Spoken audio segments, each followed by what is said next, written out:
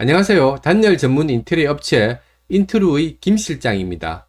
얼마나 두꺼운 단열재를 어떤 위치에 붙여야 하는지를 궁금해하는 분들이 많은데요.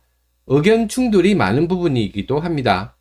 이번 영상에서는 패시브 협회에서 추천하는 시공법을 기준으로 하나하나 설명해 드리도록 하겠습니다. 외벽에는 두께가 최소 100mm 이상의 단열재를 붙이고 외벽과 만나는 내벽 그리고 외벽과 만나는 천장에는 두께가 30mm인 단열재를 450mm의 폭으로 붙여야 합니다. 이것이 겨울에는 덜 춥고 여름에는 덜 덥고 그 결과 냉난방비는 줄어들고 결로와 곰팡이 방지에도 다소 도움이 되는 실제 단열에 효과가 있는 최소한의 단열재 기준입니다. 이보다 두께가 줄어든다면 어떻게 되느냐? 당연히 단열 효과가 떨어지니까 냉난방비는 증가할 것이고 결로와 곰팡이가 발생하는 시간도 앞당겨지겠죠. 두께가 30mm인 단열재를 450mm의 폭으로 붙이는 일명 결로 방지 단열재라는 것에 대해서 잠시 설명을 해보겠습니다. 다른 영상에서 말씀드린 것처럼 단열재만으로는 결로와 곰팡이를 방지할 수 있는 것이 아니기에 이 결로 방지 단열재라는 이름은 과장된 부분이 있지만 여기에서는 편의상 그렇게 부르도록 하겠습니다.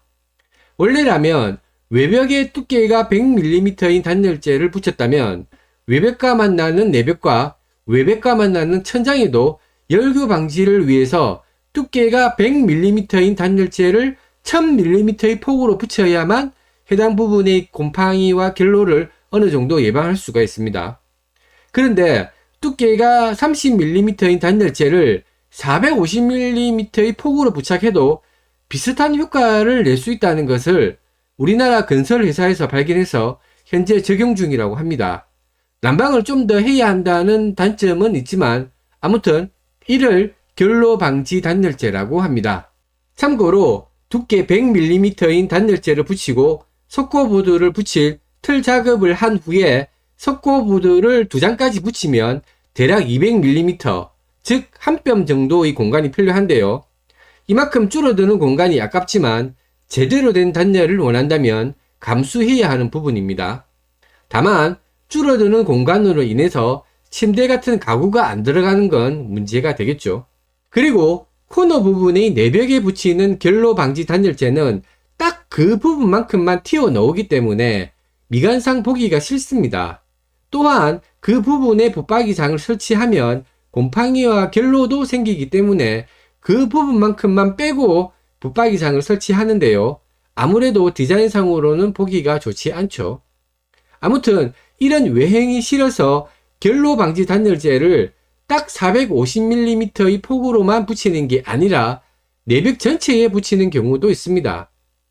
바닥에도 단열재를 부착하는 것이 원칙이긴 합니다만 난방공사를 새로 하지 않는 이상은 단열재 부착이 불가능하기도 하고 바닥은 난방을 하기 때문에 생략할 수 있습니다. 하지만 천장은 공사를 새로 하지 않더라도 결로 방지 단열재를 붙이는 부분만큼은 천장을 철거한 후에 단열재를 부착하셔야 합니다. 베란다는 단열 공사 하지 마세요. 베란다 단열 공사를 하지 말라는 이유는 돈 들여서 베란다에 단열 공사를 해본들 결국은 곰팡이와 결로가 생기기 때문입니다. 물론 단열 공사를 하면 결로와 곰팡이가 발생하는 시간을 늦추어 주기 때문에 안 하는 것보다는 낫습니다만 난방과 환기를 안 하면 결국은 곰팡이와 결로는 생깁니다. 따라서 확장 공사를 해서 내부처럼 사용할 것이 아니라면 차라리 베란다에는 단열 공사를 하지 말고 그냥 외부처럼 사용하는 것을 추천드립니다. 만약에 확장 공사를 해서 마치 실내처럼 사용한다면 단열은 물론이고 바닥 난방도 꼭 하셔야 합니다. 샤시도 성능이 좋은 걸로 설치해야 하고요. 베란다를 외부처럼 사용한다는 것은 다음과 같은데요. 첫 번째, 베란다의 외부 샤시는 바꾸지 않거나 최대한 저렴한 걸로 바꾼다. 두 번째, 베란다의 외부 샤시를 항상 조금이라도 열어둬서 습기가 베란다에 머물 수 없게끔 한다. 세 번째, 샤시를 열어두면 상수도가 동파할 수 있는데 이는 히터 등의 난방기기로 방지한다. 네 번째, 혹시 곰팡이가 발생하더라도 걸레 등으로 바로 닦아낼 수 있게끔 베란다 벽면을 매끈한 타일 등으로 마감한다. 다섯 번째, 베란다에는 창고장을 설치하지 않는다. 여섯 번째, 베란다와 거실 그리고 베란다와 방 사이의 사시는 외부용 사시로 설치한다. 베란다를 외부처럼 사용하기 힘든 현실적인 이유. 100번 양보해서 실내처럼 써왔던 베란다를 외부처럼 사용한다 하더라도 다음과 같은 문제점이 있습니다. 첫 번째, 인테리어를 했는데 눈에 잘 띄는 베란다 사시는 교체를 안 했거나 싸구려를 했다. 이건 집주인보다는 손님들이 더 납득을 못합니다. 온갖 핀잔을 다 듣습니다. 두 번째, 베란다 벽면을 매끈한 타일로 붙이는 비용입니다. 페인트와 비교하면 조금 차이가 나죠. 세 번째, 베란다와 거실 그리고 베란다와 방 사이의 사시를 외부용 사시로 설치하는 비용입니다. 베란다의 외부 사시를 교체 안 하면 상관없겠지만 교체한다면 비용 부담이 되겠죠. 좋은 창호를 잘 설치해야 하는 이유. 창호도 단열의 한 부분이기 때문에 설치를 잘 해야만 전체적으로 제대로 된 단열 성능을 보장할 수 있기 때문입니다. 일반적으로 많이 사용하는 슬라이딩 사시는 애초에 시스템 창호만큼의 성능을 낼 수가 없습니다.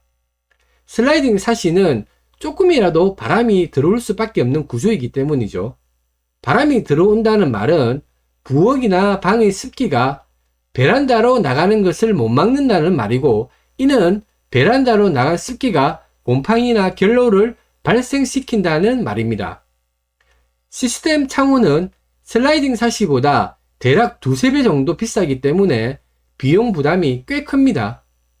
외부용 슬라이딩 사시의 스펙은 아르곤과 로이 코팅 그리고 이중 유리를 적용한 이중창을 추천합니다. 사시에 대한 이야기는 다음 영상에서 자세하게 다루도록 하겠습니다. 이상으로 단열재가 부착되는 위치와 그렇게 해야만 하는 이유에 대해서 설명해 봤고요. 패시브 협회에서 추천하는 단열 공사를 믿고 안 믿고, 받아들이고 안 받아들이고는 본인이 선택해야 하는 부분입니다. 영상이 도움이 되셨다면 좋아요, 댓글, 구독 부탁드리고요. 다음 영상의 제목은 제대로 된 단열 공사를 하기 위해 필요한 제대로 된 사시 공사입니다.